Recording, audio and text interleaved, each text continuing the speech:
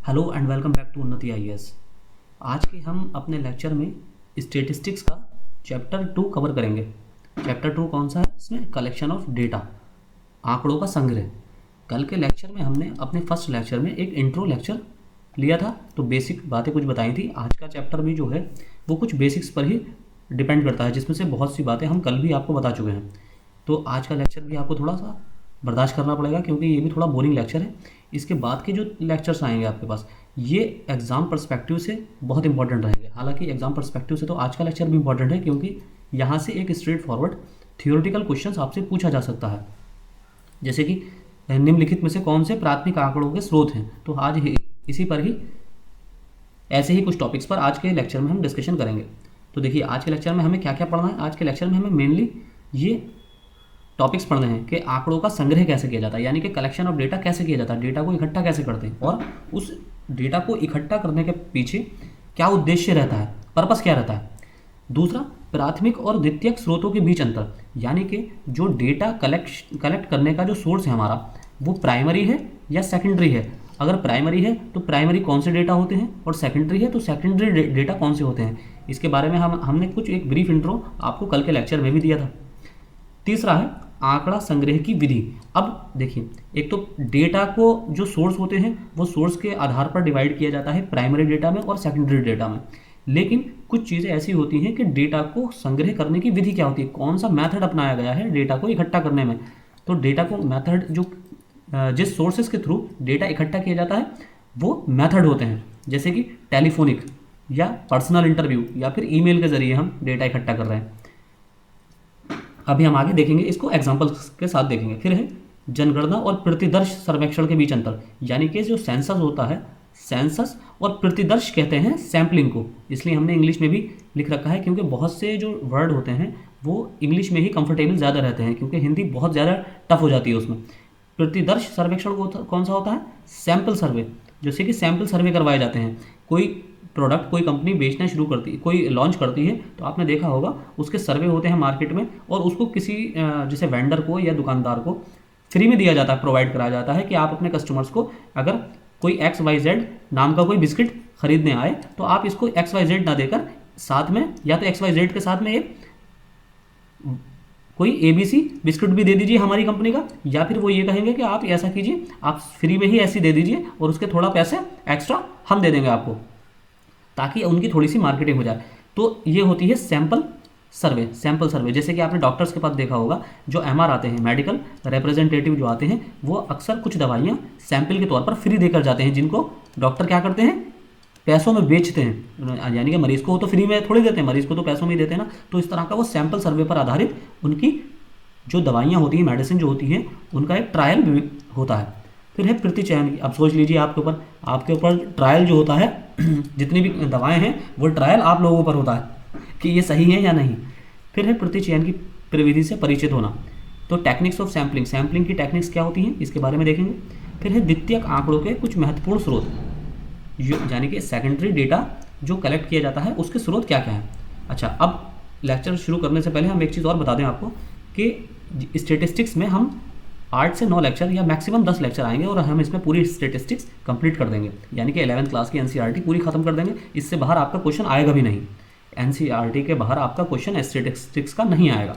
इसी तरह अकाउंट्स का जो बहुत से बच्चे परेशान हैं, हमें बार बार मैसेज करते हैं, तो आज हम उनको क्लियर बता दें कि जो आपके अकाउंट्स का पार्ट है, जो हमने लेक्चर बनाए हैं अकाउंट्स के, तो अकाउंट्स चेंज होने वाली थोड़ी है। जैसे आज अकाउंट्स अलग है, 4 साल बाद अकाउंट्स अलग हो जाएगी क्या? ऑडिटिंग का तरीका अलग बदल जाएगा क्या? ये तो सोचने वाली बात है कि अकाउंट्स वही की वही है। हमने 11th और 12th दोनों बुक्स कंप्लीट कराई हैं आपको NCERT की, 2 बुक्स इसमें 11th में, 2 12th में है। तो इस पर हमने टोटल 41 लेक्चर्स बनाए हैं, वो सारे के सारे वैसे ही रहेंगे। लेकिन अब जो हम स्टेटिस्टिक्स के लेक्चर बना रहे हैं, इसके बाद ये कंप्लीट होने के बाद हम 2 लेक्चर आपको डेली प्रोवाइड करेंगे। यानी कि एक लेक्चर तो वो होगा सोशल सिक्योरिटी से रिलेटेड, अपडेटेड स्कीम्स जितनी आई हैं उससे रिलेटेड होगा, और एक लेक्चर साथ में हम डेली आपको अकाउंट्स का प्रोवाइड करेंगे। जब अकाउंट्स के कंप्लीट हो जाएंगे तो हम आपको IR एंड लेबर लॉ, इसके लेक्चर्स थोड़ा और अपग्रेड करके, थोड़ा अच्छे से आपको मॉडिफाई करके और प्रोवाइड करेंगे, और अच्छे से समझाने की कोशिश करेंगे। तो इस तरह हम अपना पूरा सिलेबस अप्रैल लास्ट में या फिर मई के फर्स्ट वीक तक कंप्लीट कर लेंगे।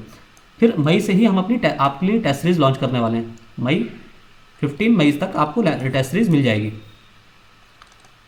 तो शुरू करते हैं आज के अपने लेक्चर से। तो इसमें हमारा पहला है टॉपिक इंट्रोडक्शन। कैसा है इसका, देखिए आंकड़े जो हम लेते हैं किसी स्टेटिस्टिक्स में, जो डेटा होता है वो डेटा ऐसा होना चाहिए जिससे आपकी समस्या का समाधान हो सके। यानी कि डेटा इकट्ठा करने का मतलब क्या होता है, आप तैयारी भी करते हैं एग्जाम्स की, तो जो लोग नोट्स बनाते हैं वो एक डेटा फॉर्म में नोट्स बनाते हैं ताकि वो आसानी से सरलता से उसको कम शब्दों में या कम स्पेस में समझ सके और ज़्यादा से ज़्यादा डेटा को कंपाइल करके याद रख सके। तो इसी तरीके से डेटा का काम होता है। तो मेनली डेटा का काम ये होता है कि जितने भी स्टेटिस्टिकल डेटा होते हैं उनका मेन काम ये होता है कि डेटा को समराइज करके यानी कि शॉर्ट फॉर्म में लिखा जा सके और उसको आसानी से किसी नए आदमी को भी समझ आ सके। जैसे कि एक देखिए, एक आंकड़ा ये है, ये हमने लिखा है यहाँ पर,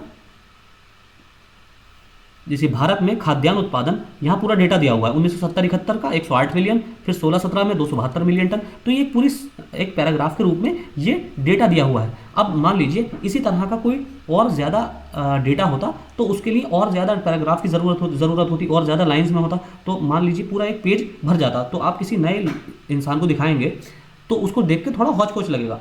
तो उसका सिंपल वे क्या है, आपने एक चार्ट बना दिया, आपने एक साइड एक्स लिया और दूसरी साइड वाई, यानी कि एक एक्स क्या है, एक्स वर्ष है। देखिए ये वर्ष हैं, ये एक्स, इनको क्या कहा जाता है, वेरिएबल्स। ये वेरिएबल्स ये आगे आपके बहुत काम आएंगे। आपको ये ऐसा लग रहा होगा बिल्कुल बोरिंग सा, लेकिन ये आपके बहुत काम आने वाला है, क्योंकि जब तक आपको ये नहीं पता होगा वेरिएबल्स क्या होते हैं, वेरिएबल्स का एजम्पशन क्या होता है, या इनको किस तरह डिनोट किया जाता है, तो आप न्यूमेरिकल क्वेश्चन सॉल्व नहीं कर पाएंगे। तो आपको ये पता होना चाहिए कि वेरिएबल्स क्या होते हैं, वेरिएबल्स किसे कहते हैं, ये सब चीज़ आपको पता होना चाहिए, तभी आप न्यूमेरिकल्स स्टेटिस्टिक्स के सॉल्व कर पाएंगे। क्योंकि जो स्टेटिस्टिक्स का क्वेश्चन आएगा वो हो सकता है आपका इससे चार्ट बेस से आ जाए, आपको चार्ट दे दिया जाए एग्जाम पेपर में और आपसे उस पर ही आधारित कोई क्वेश्चन पूछ लिया जाए। तो ये जो होते हैं एक्स और वाई, ये होते हैं वेरिएबल्स, और ये होते हैं इनकी वैल्यूज़, जिसके आधार पर हम डेटा को एनालाइज करते हैं। तो डेटा जो होता है वो स्टैटिस्टिकल डेटा का मेन उद्देश्य ये होता है कि वो आपको दूसरे को किसी को आसानी से समझ में आ सके नोट्स फॉर्म में। आप ऐसे शॉर्ट वे में समझ सकते हैं कि नोट्स, जैसे आप अपने एग्जाम की तैयारी के लिए बुक से पढ़ने के बाद एक नोट्स बनाते हैं। बुक्स में क्या होता है, एक थियोरेटिकल वे में पूरा थॉरोली डिस्कशन किया जाता है। लेकिन आपसे क्यों कहा जाता है, आपसे बहुत से एक्सपीरियंस कैंडिडेट क्यों बताते हैं कि आपको नोट्स बनाने चाहिए। नोट्स इसलिए बनाने चाहिए क्योंकि नोट्स से आप सारा एक डेटा, पूरा इकट्ठा एक डेटा एक कंपाइल वे में क्या करते हैं, एक नोट्स फॉर्म में बना लेते हैं, ताकि एग्जाम टाइम पे जो आप रिवीजन 2 महीने में करते हैं उसको सिर्फ 15 दिन में ही किया जा सके। 2 या 3 महीने का रिवीजन आपको 10 से 15 दिन में आप निपटा सके, इसलिए इसको कंपाइल किया जाता है। और यही मकसद डेटा का भी रहता है। तो डेटा में एक जो ये वेरिएबल्स होते हैं एक्स और वाई, इनको वेरिएबल्स कहा जाता है। और ये क्या होते हैं, ये इनकी वैल्यूज़ होती हैं, या इनको एजम्पशन भी कह सकते हैं। अब आगे है इसमें आंकड़ों के स्रोत क्या होते हैं। देखिए कल भी हमने इस बारे में डिस्कशन किया था, what are the sources of data. देखिए आंकड़े जो हैं, डेटा जो है वो 2 तरह से लिया जाता है। एक तो होता है डायरेक्ट और एक होता है इनडायरेक्टली। तो इनडायरेक्टली क्या, हमने आपको एग्जांपल दिए थे। डायरेक्ट कौन सा होता है डेटा, इसे बोलते हैं प्राइमरी डेटा। डायरेक्ट जो डेटा हम इकट्ठा करते हैं वो होता है प्राइमरी डेटा। और इनडायरेक्ट कौन सा होता है, जो आपने डायरेक्ट इकट्ठा किया है, इस डेटा को अगर कोई थर्ड पर्सन यूज़ करता है तो ये हो जाता है इनडायरेक्ट या सेकेंडरी डेटा। स्पेशली इसको क्या बोलते हैं स्टेटिस्टिकल लैंग्वेज में, सेकेंडरी डेटा ये होता है।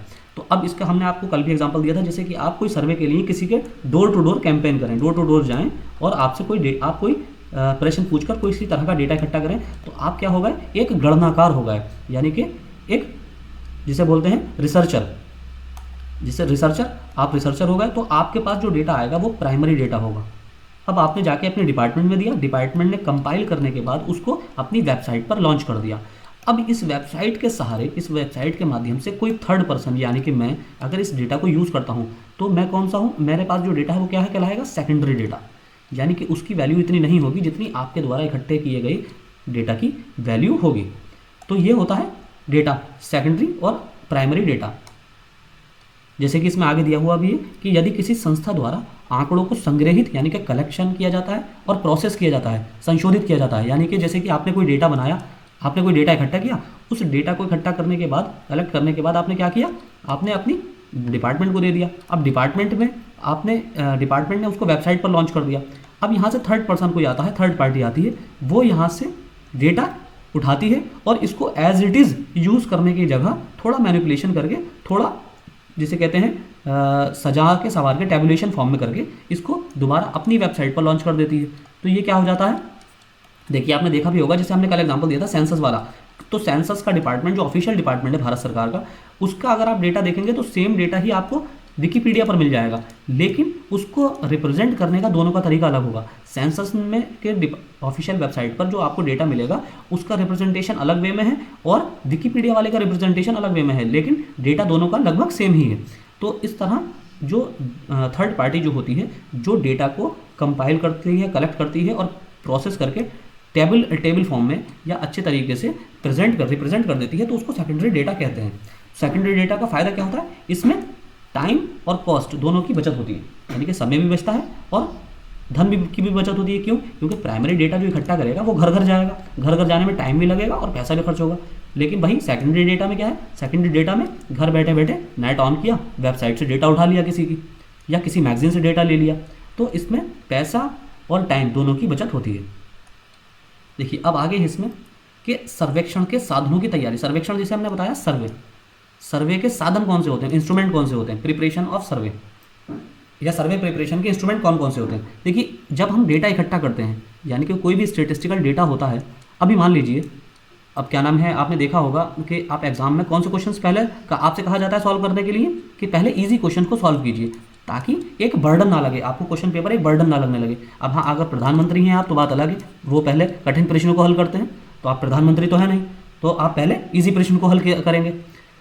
तो इजी प्रश्न को हल करने से फ़ायदा ये होता है कि आप आगे के लिए प्रिपेयर हो जाते हैं, कि अगले जो क्वेश्चंस आने वाले हैं आप उसके लिए मेंटली प्रिपेयर हो जाते हैं। तो ये कुछ ऐसी कंडीशंस होती हैं, या जिसे कहते हैं आप नियम और शर्तें होती हैं किसी भी सर्वे की, जब आप डायरेक्ट सर्वे करते हैं, यानी कि जो आपका प्राइमरी डेटा इकट्ठा करने का जो स्रोत है, जैसे पर्सनल इंटरव्यू या घर घर जाकर डोर टू डोर सर्वे करा जाता है, उसकी शर्त ये होती है कि आप जो सवाल करेंगे जनता से या किसी से भी, तो वो सवाल आपके एक तो शॉर्ट होने चाहिए, छोटे सवाल होने चाहिए। दूसरी चीज़ ये सवाल ईजी होना चाहिए, सवाल समझने में आसान होना चाहिए। ये आपको बिल्कुल ऐसा लग रहा होगा जैसे कोई बेसिक्स पढ़ाई जा रही है, लेकिन इससे क्वेश्चन बनने की पूरी संभावना है। आपसे डायरेक्ट क्वेश्चन पूछा जा सकता है कि प्रश्नावली या साक्षात्कार अनुसूची तैयार करने में किन बातों का ध्यान, निम्नलिखित में से किन बातों का ध्यान रखा जाना चाहिए।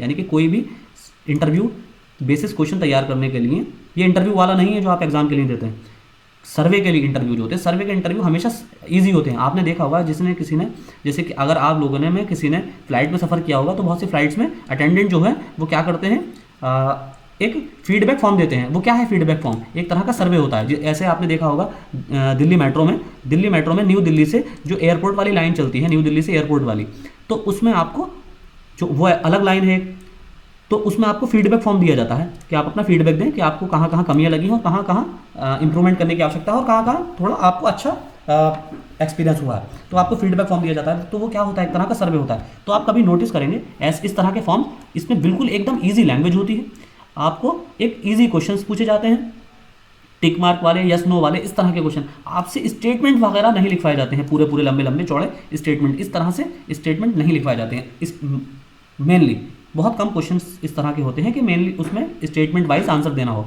वरना अधिकतर यस और नो टिक मार्क के क्वेश्चंस होते हैं। और इसका क्या हो, एक खासियत क्या होती है कि ये सामान्य प्रश्नों से आरंभ होकर विशिष्ट प्रश्नों की तरफ चलते हैं। यानी कि जैसे कि आपसे कोई पूछे कि अजीब सा लगेगा, जिससे आपसे कोई सर्वे वाला आकर पूछे कि क्या आपके एरिया में, क्या आपके शहर में बिजली के दरों में वृद्धि कर देना चाहिए, तो आप फ़ौरन उसको एक सांस में 4-5 गालियाँ बकेंगे कि लाइट तो आती नहीं है, बिजली की दरों में वृद्धि हो गई, करने को पूछ रहे हो। तो पहले क्या पूछना चाहिए उसे, क्या आपके यहाँ बिजली की कटौती कम होती है, ज़्यादा होती है, या इस तरह कि आपके यहाँ बिजली की सुविधा अच्छी है या नहीं। तो पहले तो आपसे उसको इस तरह का सवाल करना चाहिए। उसके बाद पूछना चाहिए, अगर आप कह रहे हैं अच्छी है, तो आपको ये फिर उसको सवाल करना चाहिए कि यहाँ बिजली की दरों में वृद्धि कर देनी चाहिए। अगर वो डायरेक्ट पूछ ले किसी से जाकर, किसी बस झुग्गी झोपड़ी में, कि यहाँ पर झुग्गी झोपड़ी में बिजली की जो दरों में वृद्धि कर देनी चाहिए, तो उसको एक सांस में कई गालियाँ पड़ेंगी और हो सकता है पिटाई भी हो जाए। तो सवाल जो है पहले ईजी होना चाहिए, उसके बाद थोड़े विशिष्ट स्पेसिफिक क्वेश्चन की तरफ आने चाहिए। फिर प्रश्न दोहरी नकारात्मकता वाले नहीं होना चाहिए, यानी कि जिसमें दोनों तरफ से नहीं वाला या आपकी मर्जी का आंसर आ रहा हो। जैसे कि प्रश्नों को क्या आप नहीं से शुरू नहीं करना चाहिए, क्या आप कोलगेट यूज़ नहीं करना चाहेंगे? तो इसमें आप दोनों तरफ से फंस जाएंगे जवाब देने में। तो इस तरह के क्वेश्चंस यानी कि हौच पौच वाले क्वेश्चंस नहीं होने चाहिए। तो ये कुछ बेसिक सी इसकी कंडीशंस हैं। फिर है प्रश्नावली में परिमो संरचित या मुक्त उत्तर प्रश्न नहीं होने चाहिए, यानी कि ओपन क्लोज एंडेड और ओपन एंडेड प्रश्न हो सकते हैं इसमें। ओपन एंडेड और क्लोज एंडेड के प्रश्न हो सकते हैं। तो ओपन एंडेड वाले क्वेश्चंस कौन से होते हैं? मुक्तोत्तर प्रश्न होते हैं, जैसे कि विद्यार्थी कॉलेज के बाद, जैसे अगर आप पढ़ रहे हैं, अगर आपने पढ़ाई कंप्लीट, जैसे ग्रेजुएशन फाइनल ईयर है, तो आपसे कोई ये पूछे कि आप ग्रेजुएशन के बाद क्या करना चाहते हैं, तो ये एक किस तरह का प्रश्न है? ये एक मुक्तोत्तर यानी कि ओपन एंडेड क्वेश्चन है। इसी तरह से हाँ या ना मात्र, हाँ या नहीं के जो विकल्प वाले क्वेश्चन होते हैं उन्हें द्विविध प्रश्न कहते हैं। और 2 से अधिक उत्तरों वाले, आपको पता ही होगा, आप एग्जाम देते हैं यूपीएससी के, तो मल्टीपल चॉइस क्वेश्चन इस तरह के कहे जाते हैं। आगे है इसमें आंकड़ा संग्रह की विधि। अब जो मेन है हमारा टॉपिक यहाँ से शुरू होता है कि आंकड़े संग्रह की विधि है क्या है। तो यहाँ से देखिए क्वेश्चन आपके बनने की संभावनाएं रहती हैं। आंकड़े संग्रह की 3 आधारभूत विधियां हैं। पहली है वैयक्तिक साक्षात्कार, जिसे क्या कहते हैं? Personal interview. पर्सनल इंटरव्यू आपको ये क्या होता है? ये प्राइमरी भी डेटा है, सॉरी, जिसे इसके द्वारा इकट्ठा किया गया डेटा क्या कहलाता है? Primary data. फिर है डाक द्वारा सर्वेक्षण, डाक द्वारा प्रश्नावली भेजना, ये भी प्राइमरी डेटा का, ये भी प्राइमरी डेटा ही के अंतर्गत आता है। लेकिन ये विधियां कौन सी हैं? ये विधियां हैं मोड ऑफ डेटा कलेक्शन। ये डेटा कलेक्शन की विधियां हैं, जिसे पर्सनल इंटरव्यू। अगर आपसे पूछा जाए निम्नलिखित में से कौन सा प्राइमरी डेटा का स्रोत है, तो ये तीनों ही प्राइमरी डेटा के स्रोत हैं। टेलीफोन साक्षात्कार हुआ, चाहे डाक द्वारा सर्वेक्षण हुआ, जिसे हम कहते हैं मेलिंग या बाई पोस्ट, या क्वेश्चनरी सर्वेस। तो इस तरह के जो सर्वेस होते हैं ये प्राइमरी डेटा का स्रोत कहलाते हैं। और दूसरी चीज़ ये है कि ये मोड ऑफ डेटा कलेक्शन है, यानी कि डेटा आंकड़े को संग्रह करने की विधियाँ कहलाती हैं। वैयक्तिक साक्षात्कार में क्या होता है? देखिए, पर्सनल इंटरव्यूज़ में क्या होता है कि आप घर घर जाकर, जैसे हमने कई बार बता चुके हैं कि पर्सनल इंटरव्यू होते हैं जो हम जाकर घरों पे इंटरव्यू लेते हैं, सवाल जवाब पूछते हैं। तो पर्सनल इंटरव्यूज़ क्या होते हैं? पर्सनल इंटरव्यूज़ में क्या किया जाता है? फेस टू फेस मिला जाता है। अब देखिए इसकी, ये कब किया जाता है पर्सनल इंटरव्यू? पर्सनल इंटरव्यू में एक तो इसकी कुछ कंडीशंस है। एक तो जो भी सर्वे कर रही है कंपनी है या कोई भी व्यक्ति है, तो उसके पास पैसे की सही ठीक ठाक पैसा होना चाहिए, क्योंकि घर घर जाकर आपको सर्वे करेंगे, गली मोहल्ले जाकर, तो उसमें पैसे खर्च होंगे, जाहिर सी बात है, आने जाने में पैसे खर्च होंगे। तो एक तो धन अच्छा खासा इसमें खर्च होता है, खर्चीली व्यवस्था है ये। दूसरा, ऐसी टेरेन ऐसा होना चाहिए कि आप हर जगह जा सकें, जैसे कि पहाड़ी क्षेत्रों में, रिमोट एरियाज़ में, यहाँ पर सब जगह जाने की आपके पास सुगमता हो। तो ऐसी जगहों पर इसको प्राथमिकता दी जाती है, जिसमें सर्वेक्षक यानी कि सर्वेयर और किसी इंडिविजुअल के बीच में व्यक्तिगत संपर्क होता है। अब देखिए हर चीज़ के प्रोज और कॉन्स होते हैं। तो वैयक्तिक साक्षात्कार की भी कुछ खामियां हैं। वैसे तो ये काफ़ी अच्छा है, लेकिन इसकी खामियां क्या है? क्या जैसे हमने बताया था आपको, ये काफ़ी खर्चीली व्यवस्था है। इसमें प्रशिक्षित साक्षात्कारकर्ताओं की ज़रूरत होती है, यानी कि एकदम ट्रेंड जो सर्वेयर्स होंगे उनकी ज़रूरत होती है। सर्वेक्षण पूरा करने में समय भी लगेगा, जाहिर सी बात है। जब आप घरों घरों जाएंगे, पहाड़ी एरिया में भी जाएंगे, गाँव के एरिया में भी जाएंगे, रिमोट एरियाज़ में भी जाएंगे, जहाँ नेटवर्क भी नहीं आते हैं, तो ऐसी जगहों पर आपको जाने में समय अधिक खर्च होगा। तो कभी कभी सर्वेक्षक की उपस्थिति के कारण उत्तरदाता सही बात नहीं भी बताते हैं। लेकिन कभी कभी बहुत से क्वेश्चंस ऐसे होते हैं जिसका फेस टू फेस इंटरव्यू देने में कोई इंडिविजुअल थोड़ा अनकंफर्टेबल फील करता है। जैसे कि महिलाओं से रिलेटेड कोई आप व्यक्तिगत प्रश्न करेंगे या कोई पर्सनल क्वेश्चंस करेंगे, तो हो सकता है कि वो फेस टू फेस उसका उत्तर ना दें। लेकिन अगर आप बाई पोस्ट पूछ रहे हैं, कोई सर्वे कर रहे हैं या टेलीफोनिक इंटरव्यू ले रहे हैं, तो उसमें हो सकता है वो उत्तर दे दें। तो इसकी ये कुछ खामियां हैं। दूसरा है डाक द्वारा प्रश्नावली भेजना, मेलिंग क्वेश्चनरी। इसमें क्या होता है? जैसे इसमें बाई पोस्ट क्वेश्चन भेजे जाते हैं और उसके बाद आंकड़ों को इकट्ठा किया जाता है। ये विधि अब वैसे ज़्यादातर अब उपयोग में नहीं लाई जाती है। ज़्यादातर अब जो उपयोग में लाई जाती है, ना तो पर्सनल इंटरव्यूज़ किए जाते हैं, ना ही ये क्वेश्चनरी किए जाते हैं। अब ज़्यादातर जो यूज़ किया जाता है वो टेलीफोनिक राउंड किया जाता है। अब देखिए, वैसे डाक वाली प्रश्नावली के क्या फ़ायदे हैं? ये कम खर्चीली होती है, इसमें दूर दराज के क्षेत्रों तक भी पहुंचा जा सकता है, यानी कि बाई पोस्ट इसको भेज दिया जाता है और दूर दराज के क्षेत्रों में पोस्टमैन दे आता है और इसके बाद क्वेश्चंस के आंसर मिल जाते हैं। लेकिन इसमें क्या है एक कमी, कि इसमें टाइम ज़्यादा लगता है, क्योंकि उसका रिप्लाई आने में भी टाइम लगेगा। और दूसरी चीज़ ये है कि इसमें साक्षात्कार उत्तरदाताओं पर प्रभाव नहीं डाल पाते। कभी कभी ऐसा होता है ना कि इंटरव्यू लेने वाला, पर्सनल इंटरव्यू लेने वाला जो घर घर जा रहा है सर्वे करने वाला, वो मैनिपुलेट भी कर सकता है, यानी कि आपको थोड़ा इम्प्रेस भी कर सकता है तो प्रभावित करने से बचने के लिए भी इस मेलिंग या बाई पोस्ट क्वेश्चनरी की ज़रूरत पड़ती है। तीसरा है टेलीफोनिक साक्षात्कार।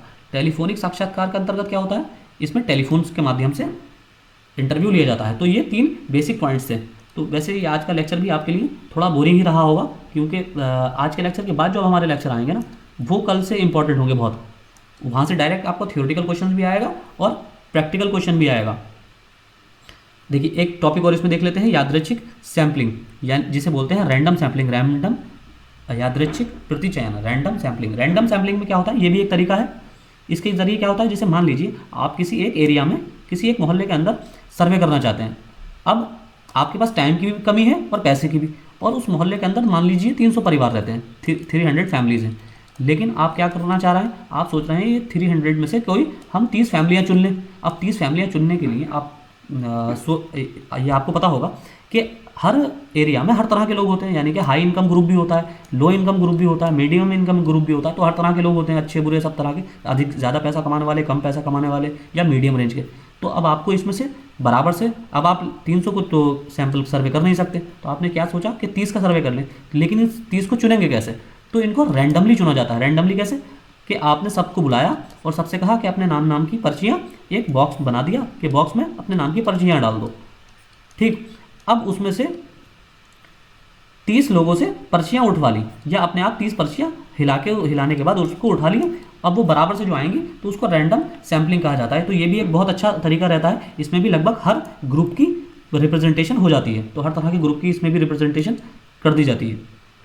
अब होती हैं कुछ त्रुटियाँ, यानी कि सैम्पलिंग और नॉन सैम्पलिंग से रिलेटेड कुछ जो कमियाँ हैं उसको देख लेते हैं। पहली है सैम्पलिंग एरर्स, प्रतिचयन त्रुटियाँ। इसमें क्या होती है, पहली केंद्रीय प्रवृत्ति।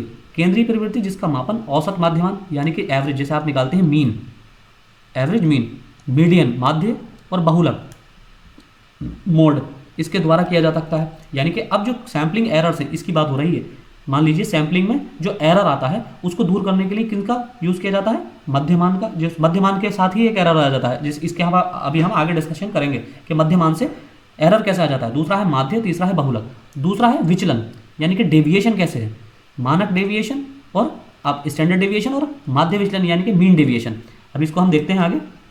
देखिए यहाँ ये बहुत अच्छा क्वेश्चन है, यहाँ से डायरेक्ट क्वेश्चन आने की पूरी संभावना है।